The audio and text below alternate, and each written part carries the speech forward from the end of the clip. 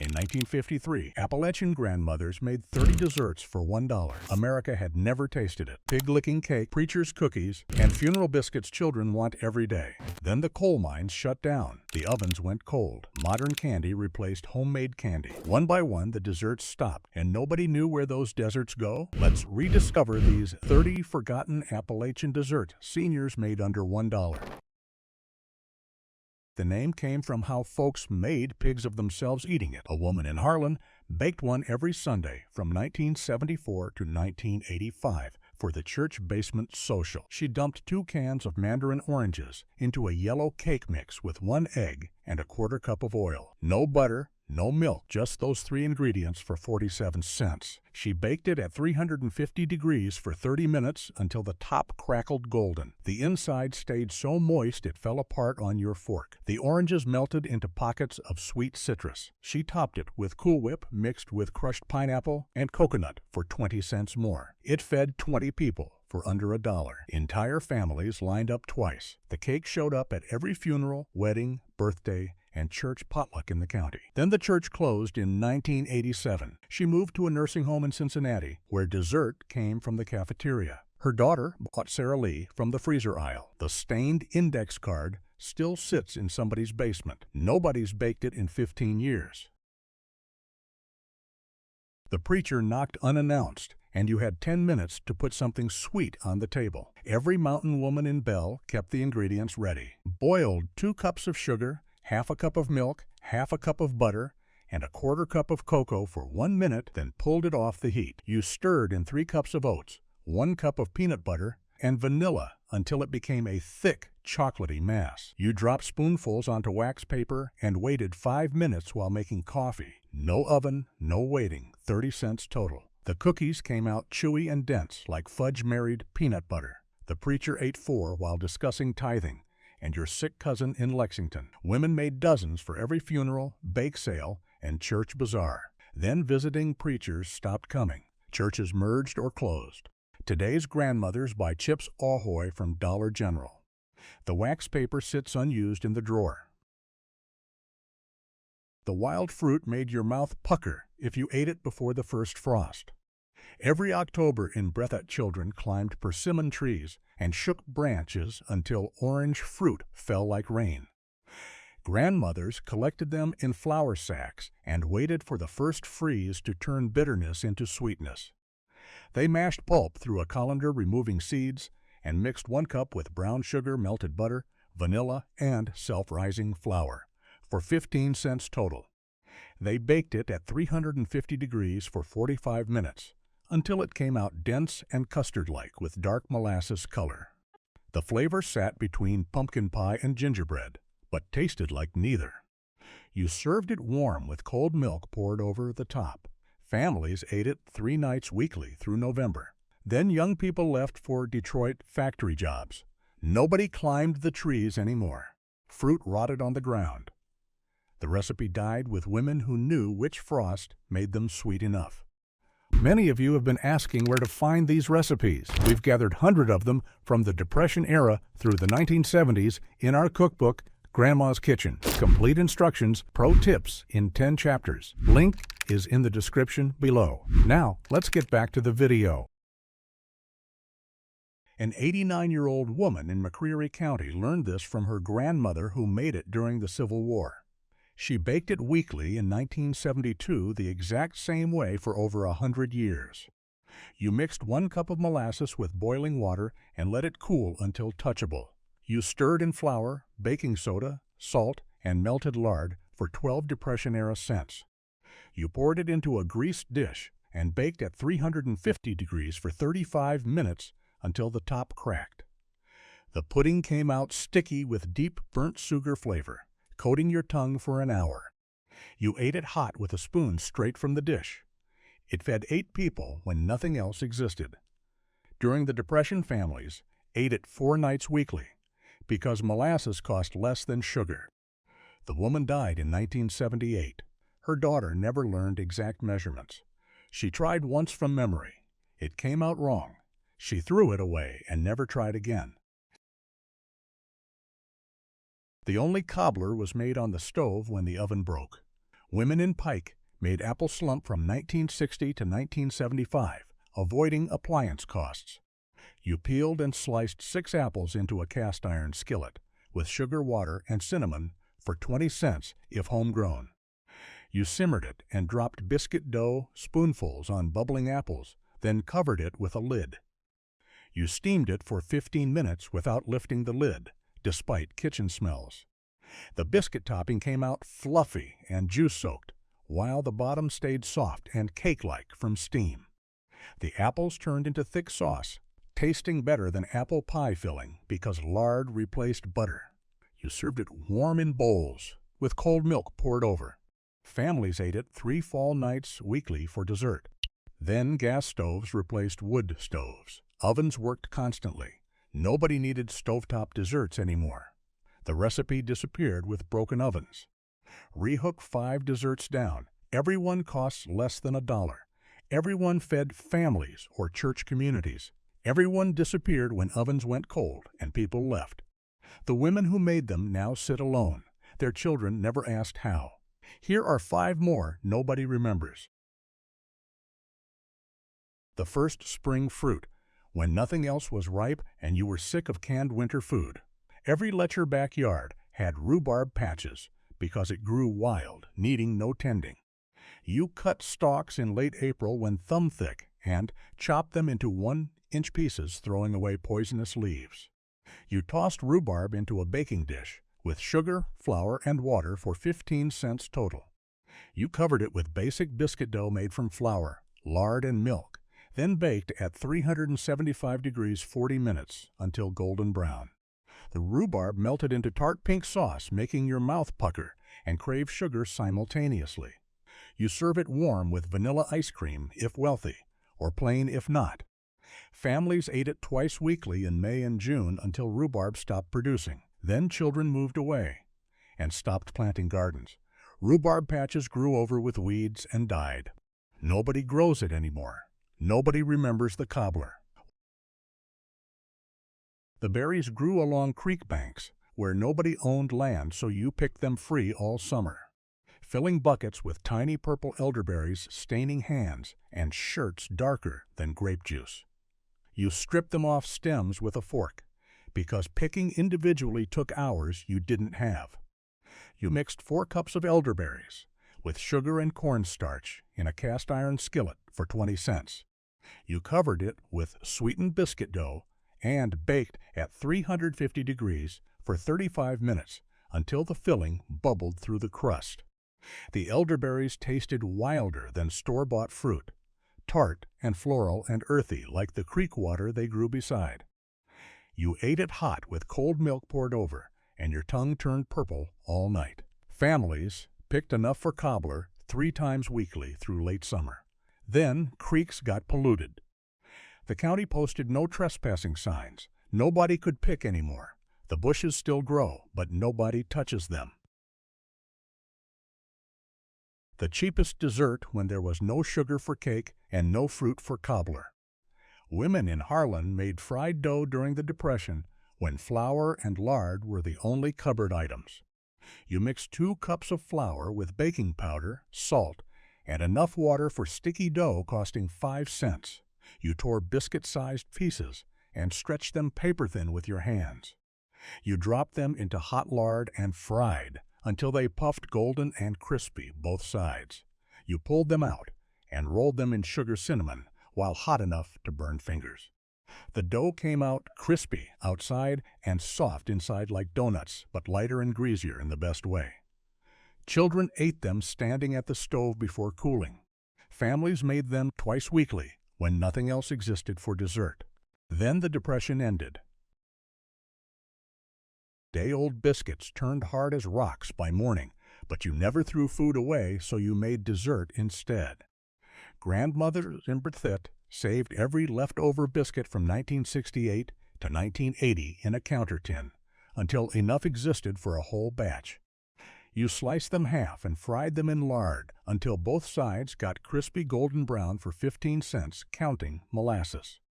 You stacked them on a plate and poured dark molasses over the top while hot enough to soak through to the middle. The molasses seeped into every crack, turning hard biscuits soft again with deep burnt sugar sweetness coating your mouth. You ate them with fork and knife like pancakes. When leftover morning biscuits always existed. Then people stopped baking scratch biscuits and bought them frozen from grocery stores, so leftovers never existed anymore. The recipe disappeared along with the counter tin.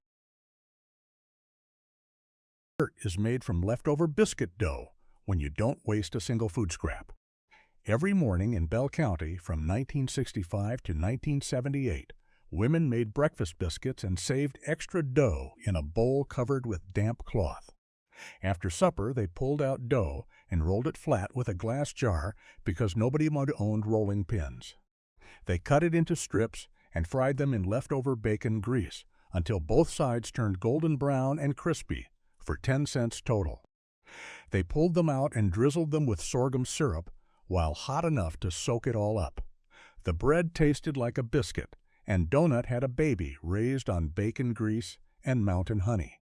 Children fought over the last piece, licking their fingers clean of every sorghum drop. Families ate it 3 nights weekly after supper as the only sweet thing until Sunday. Then women started working outside homes and stopped making scratch biscuits, so leftover dough never existed anymore. The recipe died when pre-made biscuits came in cans you popped open, 10 desserts down. All cost less than 50 cents. All fed families through hard times when store-bought dessert was unaffordable luxury. The women who made them are in their 80s now. Their children never asked how to make them. Here are 10 more disappearing with them. Christmas meant 2 things in Knox County: church on Sunday. Molasses popcorn balls wrapped in wax paper under the tree. Grandmothers made them every December because store candy cost too much. Homemade popcorn balls cost 18 cents for a dozen. You popped half a cup of kernels in a pot with lard. They filled a mixing bowl to overflowing. You boiled 1 cup of molasses with 2 tablespoons of butter and a pinch of salt. You cooked it until it reached hard ball stage when dropped in cold water. You poured the hot molasses over the popcorn. You stirred it fast with a wooden spoon before it hardened. You buttered your hands with lard. You shaped the sticky mixture into baseball-sized balls while it was still warm. The molasses turned dark and shiny. It coated every kernel with a candy shell that cracked between your teeth. Children got 1 popcorn ball on Christmas morning. They made it last all day, licking their fingers between bites. Families made 50 at a time. They stored them in coffee cans for the whole month of December. Then popcorn balls started showing up in grocery stores year-round. They cost $1 each wrapped in cellophane. Nobody made them at home anymore. Buying them seemed easier, even though homemade ones tasted better. The last woman who knew the exact molasses temperature died in 1983. Her daughter tried once. The balls fell apart in her hands. She never tried again. Death brought people to your door in McCreary County between 1940 and 1975. They carried tin boxes filled with small hard cookies, funeral biscuits. They weren't regular biscuits. They were ginger molasses cookies that lasted 3 weeks without going stale. You mixed 2 cups of flour with 1 cup of brown sugar. You added half a cup of melted lard, a 1/4 cup of molasses, and 2 teaspoons of ground ginger. Total cost, 25 cents. You rolled the dough thin as a dime. You cut it into circles with a glass rim. You baked them at 325 degrees for 15 minutes. They came out hard and crunchy, like ginger snaps, but less sweet and more spicy. The cookies tasted like sadness and comfort mixed together. Families stacked them in tins and brought them to the grieving household before the funeral service. The cookies sat on the kitchen table for visitors to eat with coffee. They didn't need refrigeration. They didn't crumble. They didn't go bad. Mourning lasted weeks, and the biscuits lasted just as long. Every woman knew how to make them because every woman attended funerals. Then funeral homes started providing catered food after services. Store-bought cookies came on plastic trays. Nobody baked funeral biscuits anymore because the funeral home handled everything. The tradition disappeared in a single generation. The last tin of funeral biscuits showed up at a funeral in 1976. The woman who baked them died 2 years later. Nobody at her funeral brought any. Cornmeal mush sweetened breakfast leftovers became dessert in Bell County. From 1950 to 1972, cornmeal mush sat in a pot every morning. Families ate it plain with butter and salt. The leftovers went into a bowl covered with a cloth. After supper, someone pulled out the cold mush. It had hardened into a solid block. You sliced it like bread. You fried the slices in lard until both sides turned golden and crispy. You stacked them on a plate. You drizzled them with sorghum syrup while they were still hot. Total cost, 10 cents. The mush turned crispy on the outside and creamy on the inside. The sorghum soaked through, making every bite sweet and buttery. It tasted like French toast made with cornmeal instead of bread. Children ate it standing at the stove, fighting over the crispiest pieces. Families made it 3 nights a week when cornmeal mush appeared at breakfast. Nobody wasted food. Nobody threw anything away. Then breakfast changed. People started eating cereal from boxes, instant oatmeal from packets. Nobody made cornmeal mush anymore because it took too long to cook. The leftover bowl disappeared from the counter. The recipe died with the morning routine. The last woman who made sweetened cornmeal mush died in 1989. Her daughter remembered eating it as a child. She never learned how to make it. She bought Eggo waffles from the freezer aisle instead. 2 counties in North Carolina made a dessert nobody else had ever heard of. Surry County and Wilkes County. They called it sonker. It looked like cobbler but wetter. It tasted like pie but deeper. You couldn't make it anywhere else because nobody outside those 2 counties knew what it was. You filled a rectangular baking dish with whatever fruit was ripe. Peaches in July, apples in October, blackberries in August. You mixed the fruit with sugar and flour. You covered it with a thin layer of biscuit dough full of holes. You baked it at 375 degrees for 45 minutes. The fruit bubbled up through the dough holes, creating a thick syrup that soaked everything. The dough stayed soft and cake-like on top and soggy underneath. Total cost, 30 cents if you picked the fruit yourself. You served it warm in bowls with milk poured over it. Some families added a milk and sugar dip on the side. The sonker came out swimming in juice. You ate it with a spoon. Every church social featured 3 different sonkers. Every family reunion had at least one. Every funeral brought a sonker to the grieving house. Then the young people left those 2 counties for jobs in Charlotte and Raleigh. They took the recipe with them, but nobody in the cities knew what sonker was. They made regular cobbler instead. The recipe stayed alive in those 2 counties, but barely. The last sonker festival happened in 2019. Tourists came to try it. Locals wondered why it took so long. September brought a fruit most people had never seen, pawpaws. They grew wild along riverbanks in Leslie County from 1960 to 1980. The fruit looked like a small mango, but tasted like banana mixed with mango and custard. You couldn't buy them in stores. You had to forage them yourself. Children searched the woods every September, looking for pawpaw trees heavy with fruit. You picked them when they felt soft to the touch. You scooped out the custard-like flesh and removed the big black seeds. You mashed 1 cup of pawpaw pulp with half a cup of sugar. You mixed in melted butter, an egg, flour, baking soda, and a pinch of salt. Total cost, 15 cents. You poured it into a greased loaf pan. You baked it at 350 degrees for 50 minutes. The bread came out dense and moist like banana bread, but with a tropical flavor nobody could name. It tasted wild. It tasted like the woods where it came from. Families ate it warm, with butter melted on top. The pawpaw season lasted 3 weeks, and then the fruit was gone for another year. Then people stopped walking the woods. They stopped foraging. They stopped looking for pawpaw trees. The fruit dropped and rotted every September with nobody to pick it. The recipe died with the foraging tradition. The last woman who made pawpaw bread died in 1995. Her daughter never learned which trees to look for. The pawpaw trees still grow wild, but nobody harvests them anymore. 15 desserts gone. Everyone made from what the land provided, or what poverty demanded. Everyone forgotten when people stopped foraging and stopped making do. The women who remember them are dying. Their grandchildren buy everything from stores. Here are 5 more slipping away. Fall meant sorghum making time in Harlan County from 1945 to 1975. Families grew sorghum cane in fields behind the house.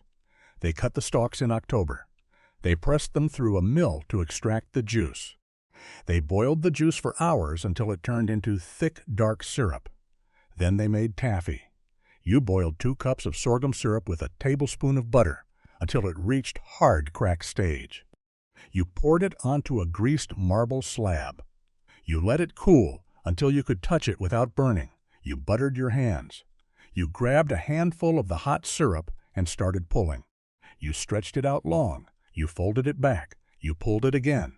You kept pulling for 20 minutes. The taffy turned from dark brown to light golden as air got worked into it. It became glossy and smooth. Total cost, 20 cents. You twisted the taffy into ropes. You cut it with scissors into bite-sized pieces. You wrapped each piece in wax paper. The taffy tasted like caramel made from earth and sunshine.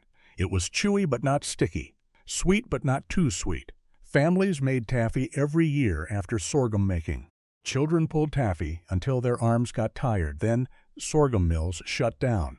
People bought corn syrup from stores instead. Nobody grew sorghum cane anymore. The taffy pulling parties disappeared.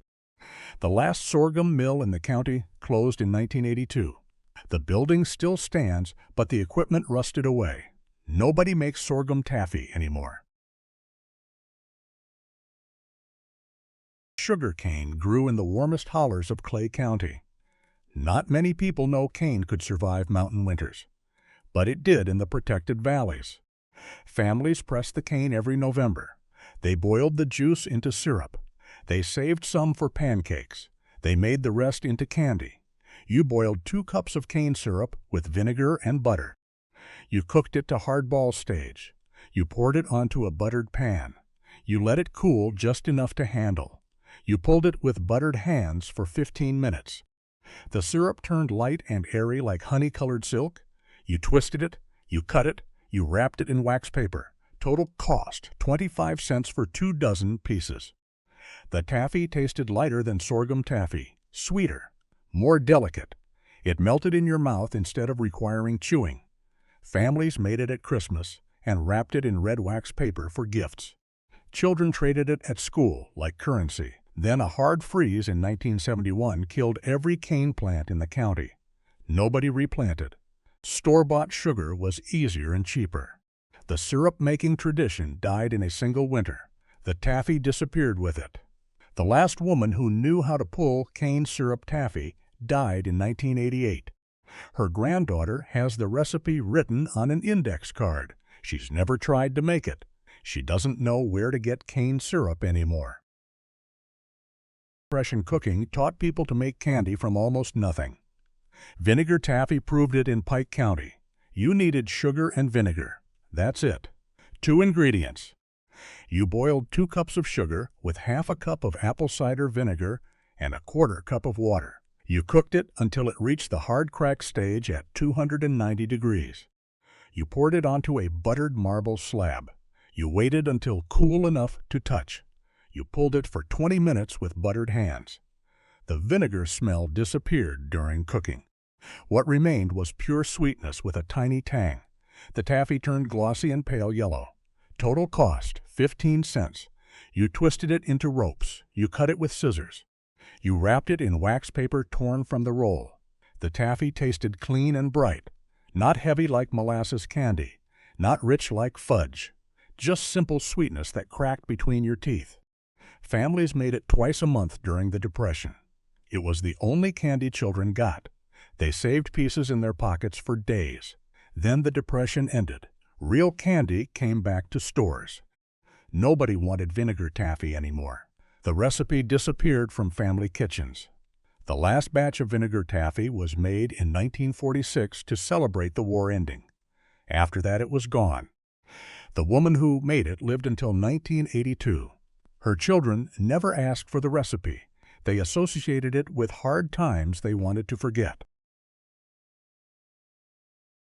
One woman in Perry County made candy nobody else could replicate. They called her Big Mama. She made it from 1955 to 1978. She died with the recipe still in her head. You boiled 2 cups of homemade cane syrup with 2 cups of light corn syrup. You added a tablespoon of vinegar and 2 tablespoons of butter. You cooked it to hard crack stage. You poured it onto a buttered surface. You let it cool completely. You broke it into pieces with a hammer. Total cost, 30 cents. The candy came out clear like glass, amber-colored, hard as rock. It tasted like burnt sugar and caramel mixed with something floral nobody could name. People said it was the cane syrup. Others said it was the copper pot she used. Some claimed she added a secret ingredient. Children lined up at her house every Saturday. She gave away pieces wrapped in wax paper. She never sold it. She just made it and gave it away. Then she had a stroke in 1978. She couldn't make candy anymore. Her daughter tried using the same ingredients. It came out wrong. Too sticky, too soft. Not the same. Big Mama died in 1979. The copper pot went to her daughter. The daughter tried again. It still came out wrong. She gave up. The pot sits in her attic now. Nobody's used it in 45 years. People still talk about Big Mama's candy. They describe it to their grandchildren. The grandchildren don't believe something that good could come from sugar and water. Most people had never heard of Cushaw squash outside Appalachia. It looked like a striped green and white gourd as big as a watermelon. It grew in gardens across Breathitt County. Native Americans grew it first. Mountain families kept growing it. You baked the Cushaw whole in the oven. You scooped out the orange flesh. You mashed it like pumpkin. You mixed 2 cups of Cushaw with sugar, oil, eggs, and flour. You added cinnamon and nutmeg. Total cost, 20 cents. You poured it into a greased pan. You baked it at 350 degrees for 40 minutes. The cake came out dense and moist. It tasted like pumpkin cake but earthier, sweeter, richer. You served it plain or with cream cheese icing. Families ate it in late fall when the Cushaw harvest came in. One Cushaw made 3 cakes. That fed the family for a week. Then people stopped planting gardens. They stopped growing Cushaw. The squash disappeared from mountain gardens. Grocery stores never carried it. The recipe died with the gardens.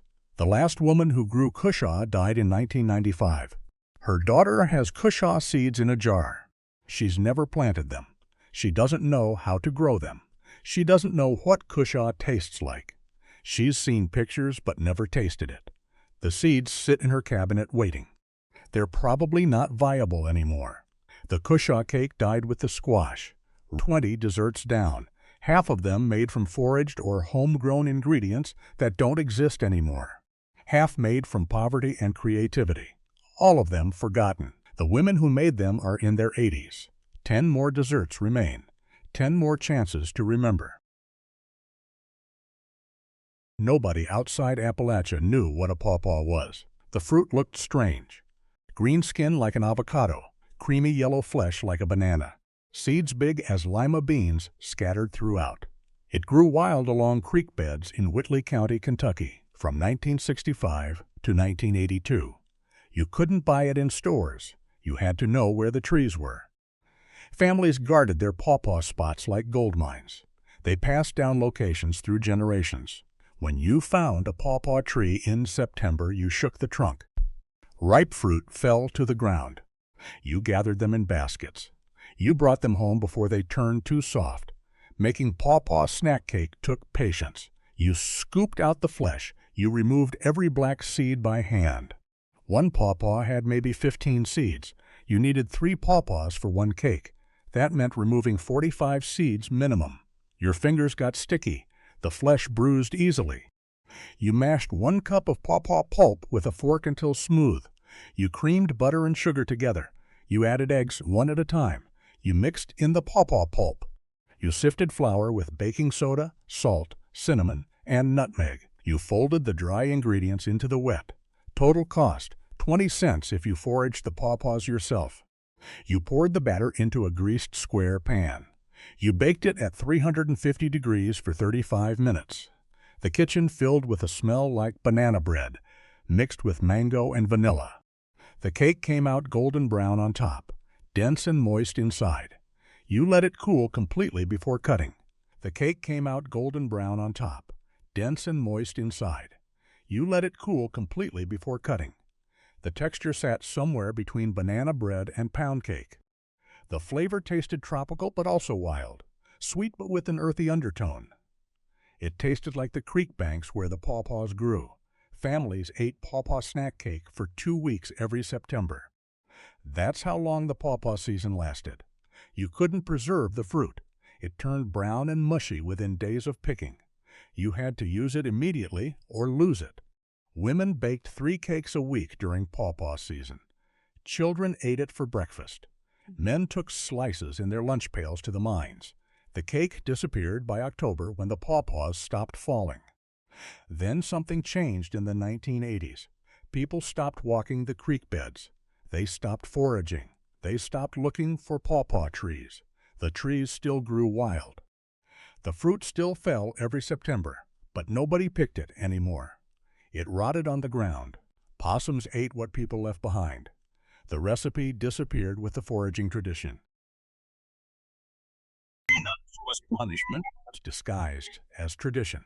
The nuts fell from trees in October, all over Knox County, Kentucky, from 1955 to 1978. Children collected them in flour sacks. Their hands turned black from the hull stains. The stains lasted weeks, no matter how hard you scrubbed. You brought the nuts home in baskets. You spread them on newspapers in the basement to dry. They dried for 2 weeks. Then the real work began. Cracking hickory nuts required tools and patience. You needed a hammer, a flat rock, a pick for digging out the meat. Each nut had a shell harder than walnuts, harder than pecans. You hit them just right, or they shattered into dust. You picked out tiny pieces of nut meat with a needle. 1 hour of work yielded maybe half a cup of nuts. Your fingers bled from shell cuts. Your thumbs ached from hammering. But the flavor made it worth the suffering. Hickory nuts tasted richer than any store-bought nut. Buttery, sweet, with a wild flavor you couldn't describe. 1 cup of hickory nuts represented 4 hours of labor. You didn't waste them on just anything. You made fudge. You boiled 2 cups of sugar with half a cup of milk and a 1/4 cup of butter. You stirred constantly. You cooked it to soft ball stage at 234 degrees. You removed it from heat. You beat it with a wooden spoon until it lost its shine. You stirred in 1 cup of hickory nuts and a teaspoon of vanilla. Total cost, 30 cents, 4 hours of nut-cracking labor. You poured the fudge into a buttered pan. You let it set for 2 hours. You cut it into squares. The fudge came out creamy and smooth. The hickory nuts added crunch and that wild buttery flavor. Each piece represented so much work that you savored it slowly. You made it last. Families made hickory nut fudge once a year at Christmas. That's all the nuts they could gather and crack. Women made it in November. They stored it in tins. They gave it as gifts. Recipients knew the value. They knew the hours of work in each piece. Then something shifted in the late 1970s. Nobody wanted to spend 4 hours cracking nuts. Pecans came pre-shelled at the grocery store. Walnuts, too. Store-bought nuts were easier, cheaper when you calculated labor. Families stopped gathering hickory nuts. The nuts fell and rotted. Squirrels ate them instead of people. If hickory nut fudge represented Christmas, hickory nut brittle represented Thanksgiving. Families in McCreary County, Kentucky, made it from 1950 to 1975 using the same backbreaking process. Children gathered fallen hickory nuts in October. They dried them for 2 weeks. They spent hours cracking shells and picking out nut meats. 1 cup of hickory nuts meant 4 hours of bleeding fingers and aching thumbs. But Thanksgiving demanded hickory nut brittle. The tradition went back generations. The brittle recipe was simpler than fudge, but required perfect timing. You boiled 2 cups of sugar with 1 cup of light corn syrup and 1 cup of water in a heavy pot. You stirred until the sugar dissolved. Then you stopped stirring completely. You let it boil undisturbed. You watched the candy thermometer. You waited for 300 degrees, hard crack stage. If you stirred during boiling, the brittle turned grainy. If you removed it too early, it stayed sticky. Too late, and it burned bitter.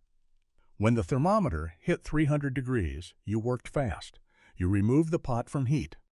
You stirred in 1 tablespoon of butter. You added 2 cups of chopped hickory nuts. You stirred in 2 teaspoons of baking soda. The mixture foamed up instantly. You poured it onto a buttered marble slab or cookie sheet. You spread it thin with a buttered spatula. You worked quickly before it hardened. Total time from thermometer to spreading, 45 seconds. Total cost, 25 cents plus 4 hours of nut-cracking labor. The brittle cooled in 10 minutes. It came out golden and glossy, thin as glass. You broke it into irregular pieces. The candy shattered with a satisfying crack. Each piece was crispy and light. The sugar caramelized perfectly. The hickory nuts tasted buttery and wild. The baking soda created tiny air bubbles throughout, making it less dense than regular peanut brittle. It melted on your tongue. Families made 3 batches every Thanksgiving. 1 batch for the Thanksgiving table, 1 for Christmas gifts, 1 for New Year's visitors. Then the tradition broke. Young people left for cities. They discovered peanut brittle at grocery stores for $2 a pound. Nobody wanted to spend 4 hours cracking nuts for brittle they could buy pre-made. The hickory trees kept producing. The nuts kept falling. Nobody gathered them anymore. Black walnuts fell like grenades from trees every September. They hit the ground with thuds you could hear from inside the house. The outer hull was green and thick. It stained everything. It touched darker than ink.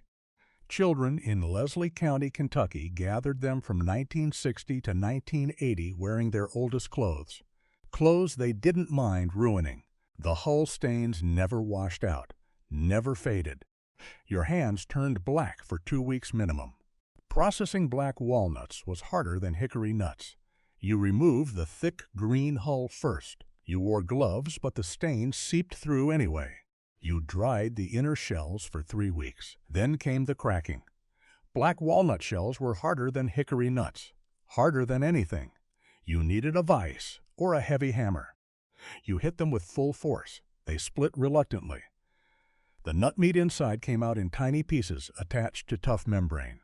You picked them out with a nut pick. Your fingers cramped. Your patience wore thin. 1 hour of work yielded maybe 1/3 cup of nuts, but the flavor justified everything. Black walnuts tasted stronger than English walnuts, earthy, bold. Almost bitter, but not quite. That wild flavor made people either love them or hate them. No middle ground existed. Families who loved them made black walnut candy every fall. You boiled 2 cups of sugar with 2/3 cup of cream and 2 tablespoons of butter. You cooked it to soft ball stage at 236 degrees. You removed it from heat. You beat it until it thickened and lost its shine. You stirred in 1 cup of black walnuts and 1 teaspoon of vanilla. Total cost, 40 cents plus 3 hours of nut processing labor. You poured it into a buttered pan. You let it set until firm. You cut it into squares. The candy came out creamy like fudge but grainier. The black walnuts added a distinctive flavor and crunch. People who loved black walnuts said it was the best candy they'd ever eaten. People who didn't avoided it completely. There was no converting anyone either direction. Families made black walnut candy once a year. They made it in September when the nuts fell. They stored it in tins. They rationed it through fall and winter. Then grocery stores started selling English walnuts pre-shelled year-round. Black walnuts still required hours of labor. The comparison was obvious. People stopped processing black walnuts. Some people couldn't handle black walnut candy's grainy texture. They wanted something different. Candied black walnuts solved that problem in Clay County, Kentucky, from 1955 to 1978. The process started the same. Children gathered fallen black walnuts in September. They wore clothes headed for the trash. The green hulls stained everything permanently. They removed the hulls. They dried the nuts for 3 weeks. They cracked the impossibly hard shells. They picked out tiny pieces of nut meat. Hours of work for a cup of nuts, but candying them created something magical. You made a simple syrup first, 2 cups of sugar with 1 cup of water. You boiled it until it reached thread stage at 230 degrees. You added 2 cups of black walnut halves if you managed to get them out whole. Most people used black walnut pieces. You stirred gently, coating every piece. You reduced the heat to low. You kept stirring for 20 minutes. The syrup slowly crystallized around the nuts. The sugar turned from clear to cloudy to white. The nuts became completely coated in a crunchy sugar shell. Total cost, 30 cents plus 3 hours of labor. You spread them on wax paper to cool. They dried in 30 minutes. The candied walnuts came out crunchy and sweet. The sugar coating mellowed the bitter edge of the black walnuts. The wild earthy flavor remained but balanced with sweetness. Children who hated plain black walnuts loved the candied version. Families made them for special occasions, weddings, Christmas, Easter. They were fancier than regular candy, harder to make, more valuable. Women packed them in glass jars tied with ribbon. They gave them as gifts to important people, teachers, preachers, visiting relatives. The candied walnuts showed effort. They showed you cared enough to spend hours processing nuts. Recipients understood the value immediately. Then everything changed. Pre-shelled nuts appeared in grocery stores, English walnuts, pecans, almonds, all of them ready to use. No stained hands, no cracked shells, no hours of picking. The comparison was brutal. Why spend 3 hours processing black walnuts when you could buy pecans already shelled? The tradition died fast. One generation made candied black walnuts. The next generation didn't. The recipe disappeared almost immediately. No slow fade, no gradual decline, just gone. The last batch of candied black walnuts was made in 1979 for a wedding. The bride was the daughter of the woman who made them. The bride moved to Lexington after the wedding. She never made them herself. She never learned how. 25 desserts gone. Most of them required hours of labor nobody wants to do anymore. Gathering, cracking, picking, foraging. That labor was part of the value, part of the love. 5 desserts remain. 5 more memories slipping away with every funeral. Meant peaches in Perry County, Kentucky from 1965 to 1980. Not store-bought peaches. Wild peaches from abandoned homesteads scattered through the hills. Trees planted by families who left during the Depression. The trees survived decades without care. They produced small, hard peaches every summer. Children knew where every wild peach tree grew. They climbed fences. They walked through brambles. They gathered peaches in flour sacks. Wild peaches weren't like grocery store peaches. Smaller, harder, more tart. The flesh clung to the pit, refusing to let go. You had to cut them off in slices. Your hands got sticky. Fruit flies swarmed, but the flavor was intense, concentrated, real. You couldn't buy that flavor anywhere. Making peach fritters required ripe wild peaches. You peeled 6 peaches. You sliced them thin. You mixed them with 2 tablespoons of sugar and let them sit for 30 minutes. The sugar drew out the juice. You made a simple batter. 1 cup of flour, 1 teaspoon of baking powder, half a teaspoon of salt, 1 egg, half a cup of milk. You folded the peach slices into the batter gently. Total cost, 40 cents if you foraged the peaches yourself. You heated lard in a cast iron skillet until it shimmered. You dropped spoonfuls of batter into the hot oil. The fritters puffed up immediately, golden brown and crispy. You fried them 3 minutes per side. You drained them on newspaper. While still hot, you dusted them with cinnamon sugar. The fritters came out crispy outside and soft inside. The peaches stayed juicy. The batter soaked up the peach juice, creating pockets of sweetness. You ate them hot, Warm, they were good. Cold, they were acceptable. But hot, they were perfect. Families made peach fritters twice a week during August. That's how long wild peach season lasted. Maybe 3 weeks total. You couldn't preserve the wild peaches. They were too small. Too much work to can. You used them fresh or lost them. Women fried up batches every evening. Children ate them standing at the stove. Men took them in lunch pails. The fritters never made it to the table. They disappeared straight from the skillet. Then the wild peach trees started dying. Nobody tended them. Nobody pruned them. Diseases spread. Branches broke in storms. By 1985, most of the wild peach trees were dead or dying. The few that survived produced less fruit every year. People stopped looking for them. Grocery stores sold perfect peaches year-round. Big, sweet, easy. Nobody wanted small, hard wild peaches anymore. Wild grapes grew everywhere in the mountains. Fox grapes, possum grapes, muscadines. They climbed trees and fence lines across Breathitt County, Kentucky, from 1958 to 1978. Late summer brought thick clusters of small, dark grapes. Children gathered them in baskets. The grapes were smaller than store grapes. Tartar, more seeds than flesh. But the flavor was incredible, intense, wild, like no grape you could buy. Making wild grape fritters was unusual. Most people made jelly from wild grapes, but some families fried them. You needed 2 cups of wild grapes. You removed them from the stems. You didn't remove the seeds. That was impossible. Too many seeds, too small. You mixed the grapes with 3 tablespoons of sugar. You let them sit for an hour.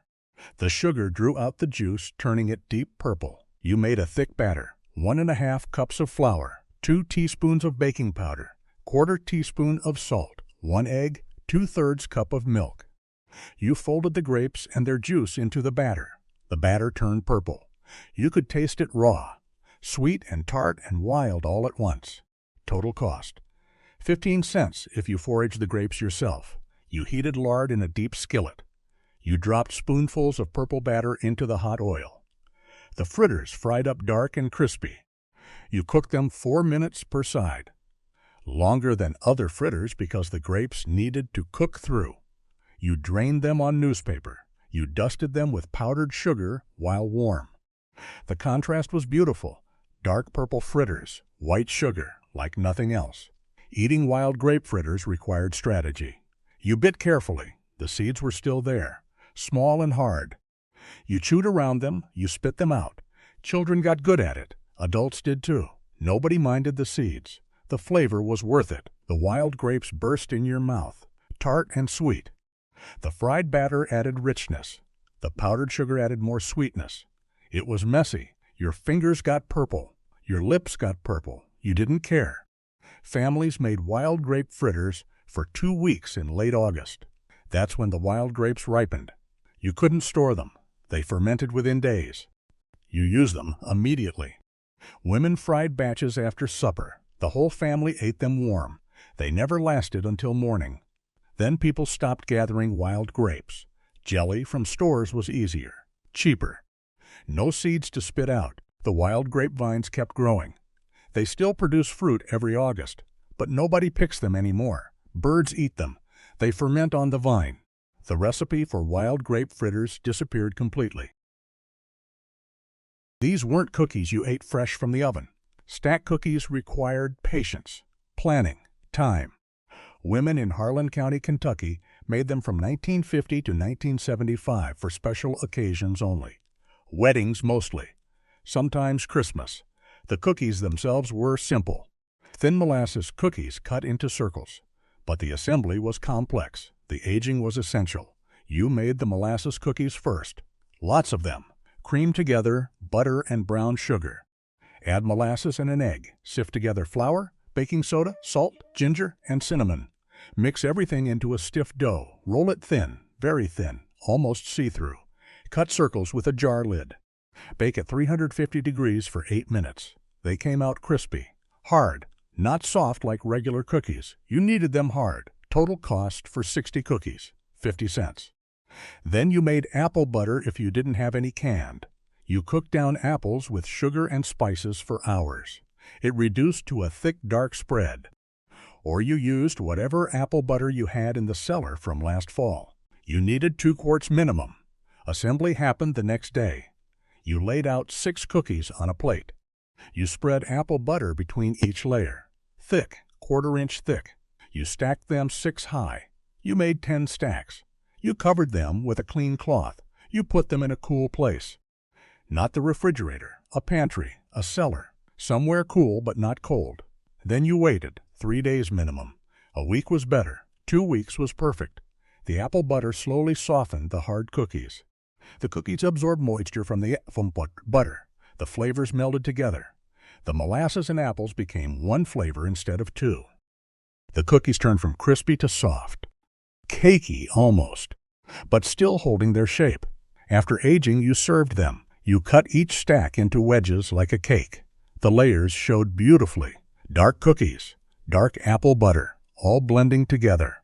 The taste was complex, spicy from the molasses and ginger, sweet from the apple butter. The texture was unlike anything else.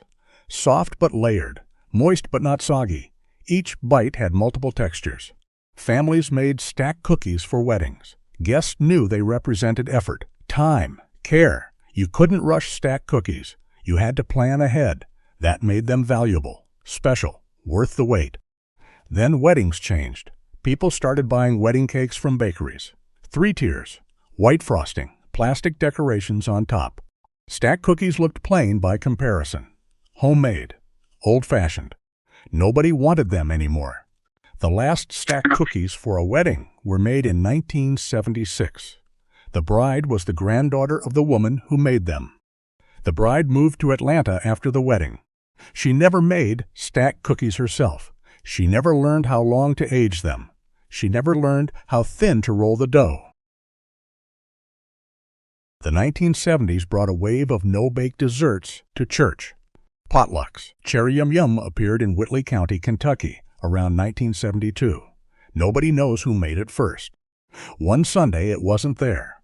The next Sunday every potluck table had one. The recipes spread like wildfire through church bulletins and telephone calls. Women loved it because it required no oven, no baking skills, no chance of failure. You made a graham cracker crust first. You crushed 2 cups of graham crackers into fine crumbs. You mixed them with half a cup of melted butter and 1/4 cup of sugar. You pressed half the mixture into the bottom of a 9x13 pan. You saved the other half for topping. You chilled it while making the filling. The filling was simple. 1 block of cream cheese softened to room temperature. 1 cup of powdered sugar. You beat them together until fluffy. You folded in 1 container of Cool Whip.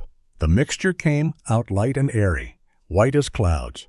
You spread it over the chilled graham cracker crust. You smoothed it with a spatula.